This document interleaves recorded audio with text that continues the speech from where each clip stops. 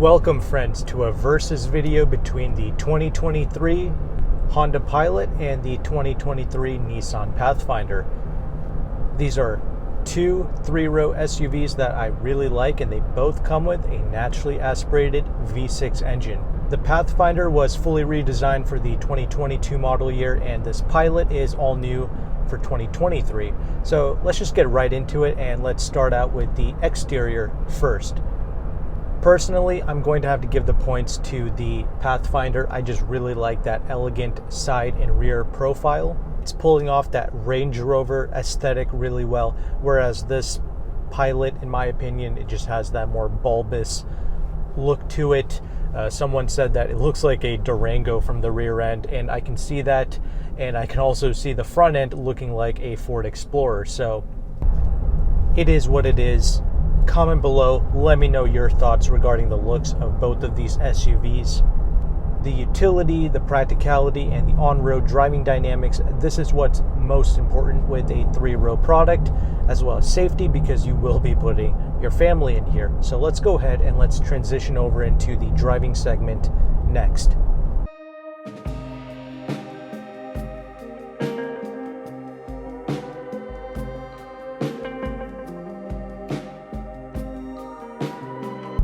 All right, we are in the Pilot here, so let's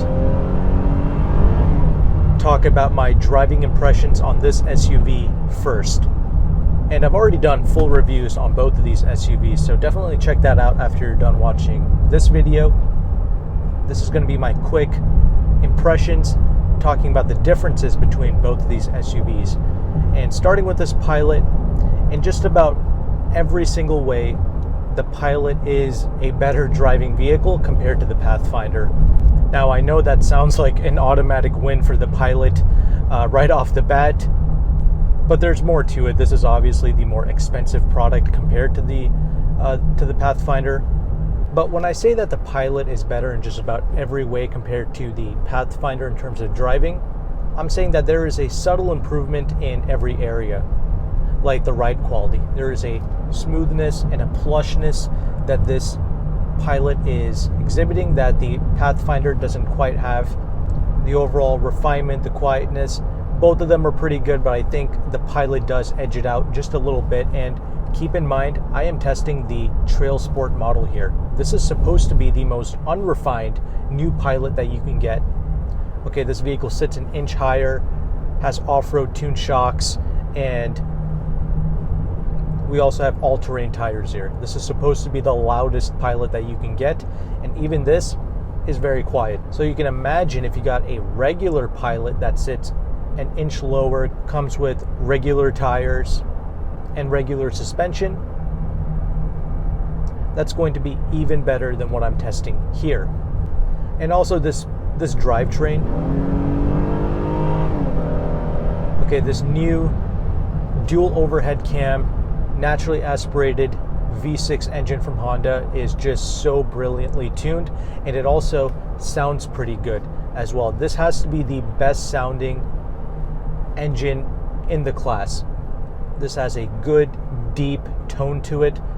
It doesn't sound like a cheap, nasty economy car engine, and it's made it to Honda's own 10-speed automatic transmission, and it's just so well tuned. It downshifts when you need it to. It's a smooth, torque-converted transmission. And smoothness is really where this Pilot is prevailing. There's like a softness to everything about this new vehicle, but at the same time, you still have excellent handling characteristics. You can hustle this thing through corners, and it sticks to the road extremely well. This new intelligent all-wheel drive system that Honda has developed here, it's also got like this torque vectoring differential, so it's sending more power now to the rear at a faster rate than it did with the previous Pilots, and that's really showing in the driving characteristics. When you have the wheel cocked to the left or to the right and you stomp on it, this new Pilot really feels like it's pivoting around the turns and the corners, and it just adds to the confidence-inspiring driving characteristic. This SUV, it's not peeling out or doing anything crazy. It's just putting all of its power down smoothly and effectively. And it's these subtle things that compound together to make such an incredible driving experience. I would say the only real drawback I've noticed to this new Pilot is the steering. It's way too light, and there's even a subtle play in the steering. Again, that could be due to the fact that I'm checking out the Trail Sport. I think if you got a regular Pilot, a lot of this steering play could be alleviated. But as it sits, this steering rack is not matching the excellent handling characteristics of this Pilot. I wish it was just a little bit stiffer, but you know what? It's not a big deal. It makes this large SUV easy to manage and easy to drive, and you can also bust really tight U-turns in this Pilot. So let's go ahead and let's hop in the Pathfinder so we can talk about my driving impressions with that SUV.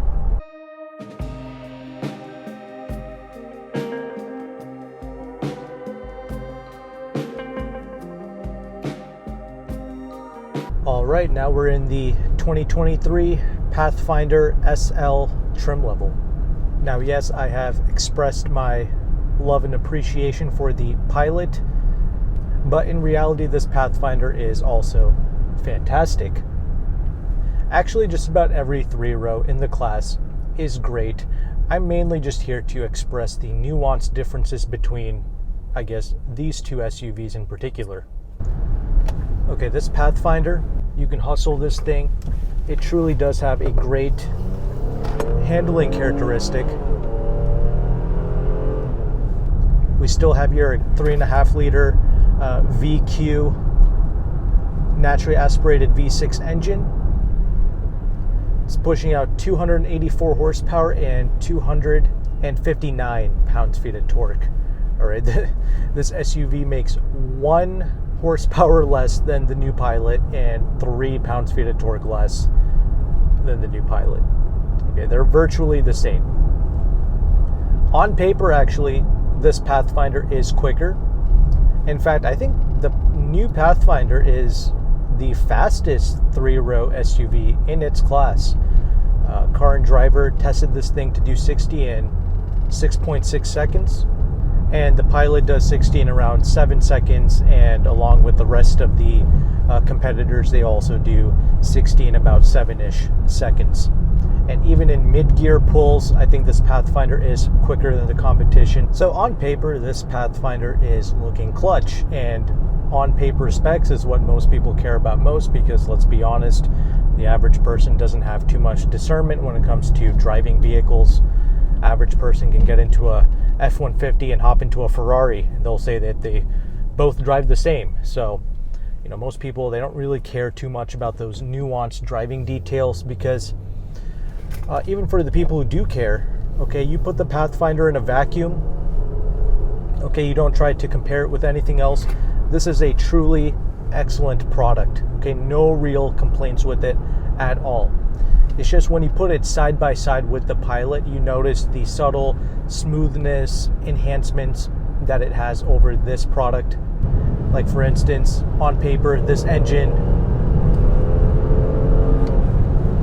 is faster, of course, than the Pilot, but as I already expressed, the Pilot has the smoother tone and a more premium vibe to it, I guess you could say. And that's something that the paper can't tell you. And also the way that the Pilot is geared and the way the torque comes in, you don't have to be foot to the floor all the time to get the power out of the Pilot. You can just breathe on the throttle and the vehicle is effortlessly picking up and going. Whereas this Pathfinder, you really have to be in the higher RPM bands to get the most out of this engine. In the handling department, this Pathfinder is almost the same as the Pilot. It's really impressive. However, the ride quality here is a little bit stiffer. That's just the way they have things tuned to give you this excellent handling characteristic. It's not a back-shattering ride by any means, but you can tell it's a little bit stiffer. And we even have here the 18-inch wheels with very low tire pressure. Okay, it's like 29 tire pressure in this vehicle. And it's okay. That subtle stiffness gives this vehicle a good, confidence-inspiring feel. I don't mind it because, again, it's not shattering anyone's spinal cord. I also prefer the steering rack in this Pathfinder a lot more. I think it's accurately tuned. gives you the correct feedback. It's the perfect weight. In fact, I wish they would put this steering rack in the Pilot. That would be perfect. All right, we have this 9-speed ZF automatic, and this is equally as good as the Honda transmission. Both of these shift perfectly and accurately, no problems there. Regarding fuel economy, all of these 3-row SUVs are about the same. I think the Pilot, the regular all-wheel drive Pilots, are rated to do 19 city, 25 highway, and Nissan says this vehicle can do 20 in the city, 25 on the highway. The reality is they're all about the same. I get about 17, 18 in the city and about mid-20s on the highway. Even the turbo 4-cylinder CX-9 Mazda, it's the same story. I get about the same fuel economy. Anyway, you're going to have to go with the Toyota Highlander hybrids if you really care about fuel economy in this segment. Regarding refinement, I know I said that the Pilot is a hair quieter, and that's true. I mainly bring that up because we have here double pane glass on the sides here with the SL trim level. And don't get me wrong, this is quiet for what it is. However, the Pilot that we're testing does not have double pane glass. That's optional with the Touring and with the Elite trim levels.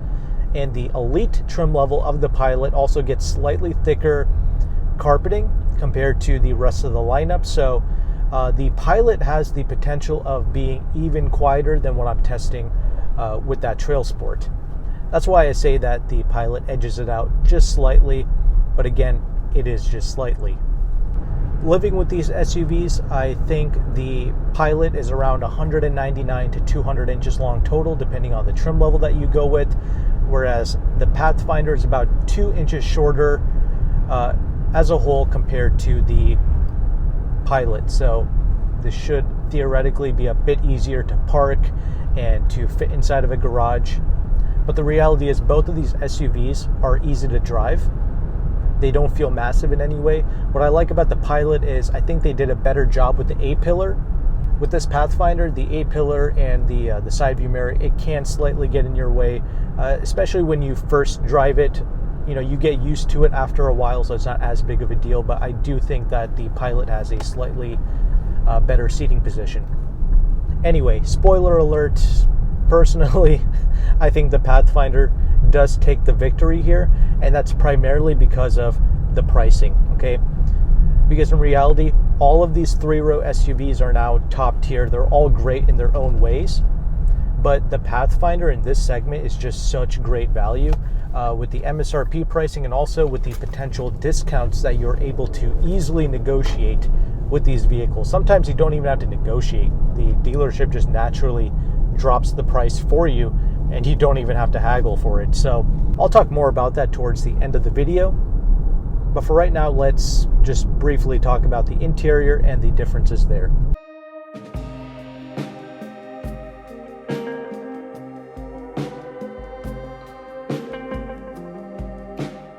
All right, let's quickly cover the differences between the Pilot and the Pathfinder interiors. Personally, I do like the layout of the Pathfinder interior more. However, they went and screwed it up with all of this piano black plastic that gets all dusty and nasty. But otherwise, I enjoyed the layout and I like what they did here with the infotainment. Both of these SUVs come with a 9-inch screen. However, with the Pathfinder, they gave you this large black bezel because the volume and the tuning knobs are also implemented into these bezels, so it just looks like you have a larger infotainment screen than what you really have, and that means you have a better proportioned dash here. All right, because the Pilot 9-inch screen doesn't have these massive bezels, it looks like a very small screen inside of that massive interior. And in general, I do think that the Pilot has the more airy, wide feeling cabin. That's just my thoughts, but both vehicles, they're cavernous. You can definitely fit large people in here, especially in the first 2 rows. You do have here wireless Apple CarPlay, and you do have wireless Android Auto also with the Pilot. And with the Pathfinder, at least, I've noticed a few glitches here and there with the wireless CarPlay, whereas with the Pilot, I've noticed no glitches with the infotainment or with the CarPlays and such. Both seats are comfortable and supportive. However, I do think that the Pilot, because of the more plush nature of those seats, I think I'm going to give the edge to the Pilot. seats. They've done a great job in redesigning them. You have a variety of drive modes to select from with both the Trail Sport Pilot and also this SL trim level Pathfinder. Personally, I just leave it in the auto/normal mode, and I feel like that's what most people are going to do, and both of these SUVs react perfectly fine in their normal modes, so I appreciate that. All right, let's move on. Let's talk about the rear seats. In the second row of both vehicles, adults should have no problems sitting in the second row. However, with the third row, I can easily fit in the Pilot third row. You know, I can definitely do like half an hour road trip back there. In the Pilot, I am 5'11". You know, getting in and out of both SUVs is fine. Accessing the third row in both vehicles is pretty easy. However, fitting in them, I think in the Pilot, it's a lot easier, because in this Pathfinder, it's a lot more tight for me. Maybe on the spec sheets, the Pathfinder might be slightly larger or smaller, I don't know, but in reality, when I sit back there, I don't feel like I have a lot of room. So that's something to keep in mind with the Pathfinder. I think this is best used exclusively for children, okay, with that third row. With the Pilot, I do think you get slightly more trunk space with the third row up as well. They're both all right for its class, but I think the Pilot might edge it out a little bit. It's also the physically larger vehicle as well, so that helps. I think the wheelbase on the Pathfinder is like half an inch longer than on the Pilot, but regardless, I think they've done a better job with the packaging of the new Pilot. But both are fine, both are great, both are extremely practical. So let's go ahead and let's transition over into the conclusion segment now.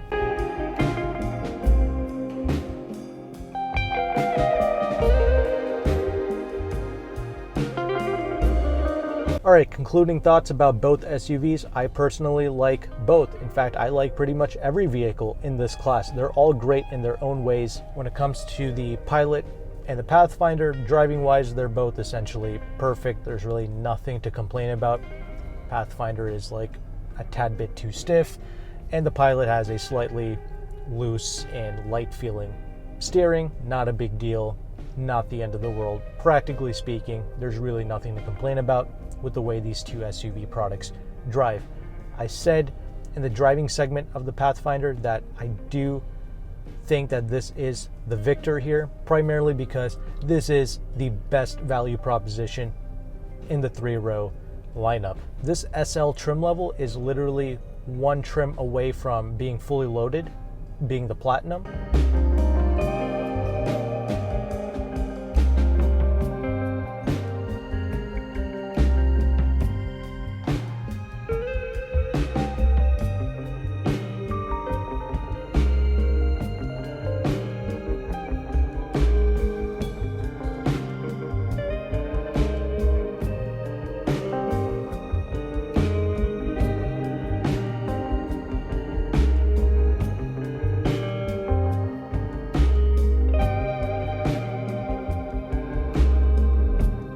And the way you see it here, this vehicle is like 45 grand, whereas that Trail Sport is about 50K, and there's a lot more trim levels to choose from with the Pilot. I personally recommend going with an EXL all-wheel drive. That's going to be around 45 grand.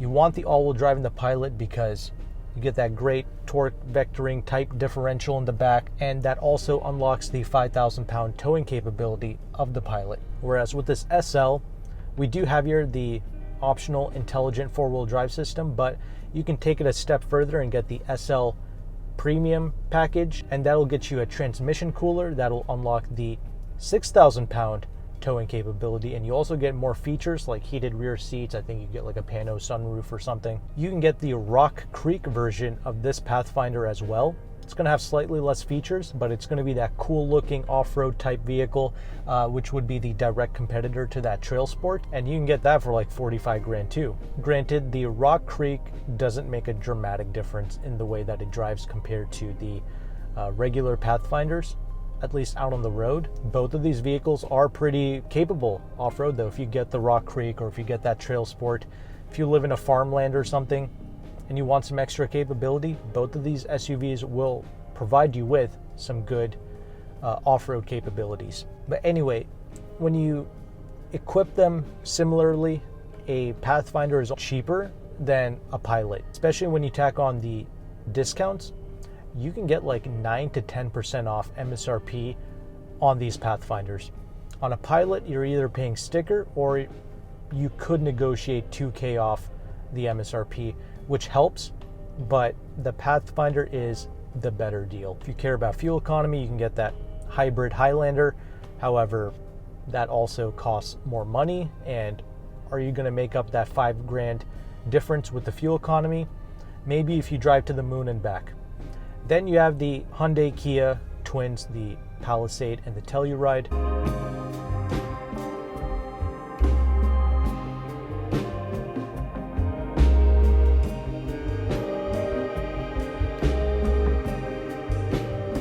Personally, in my opinion, those two vehicles, they are at the top of the class. Why? Because they go above this segment. Those two SUVs have that more premium, tank-like luxury car feel. It has more of that Mercedes GLE Benz type feel to it. It's really impressive what they've been able to pull off with the Telluride and the Palisade. But the dealer games are crazy. There's no real discounts with the Palisade or a Telluride. So there is that. And once again, most people just don't have the discernment to understand what a true quality feeling vehicle feels like anyway. So I'm really reaching here when I say that. And speaking of premium, a lot of people are going to ask about the new Mazda CX-90, right? With the rear-wheel drive platform and all that. I tested it. And quite frankly, I don't even like the new CX-90. I prefer the CX-9 Mazda to the CX-90, no cap. The CX-90 just lacks that cohesiveness in the way that it drives, especially compared to these front-wheel drive based rivals. All these vehicles, they have a cohesiveness, they feel smooth, they feel great to drive. The CX-90 has potential. If Mazda tunes that thing correctly, it could easily go to the top of its class. But as it sits right now, I'm not a big fan. They need time to tune and tweak it. If you want a 3-row Mazda, honestly, you are better off picking up a CX-9. That's also a decent value proposition. Right now, you can get some pretty good discounts on that, almost 10% off as well. But the point is, if you buy any vehicle in this class, they're all great. They're all fine for all intents and purposes for what you're going to be doing, 20 miles an hour under the speed limit, getting in everyone's way, hauling a bunch of people. You should be fine with any of these vehicles. That's what I'm saying. Put the driving aside and look more so at the deals that you can get. So with that being said, hopefully you found value with this content. And if you did, please consider liking and subscribing. Thanks again for watching. Take care and goodbye.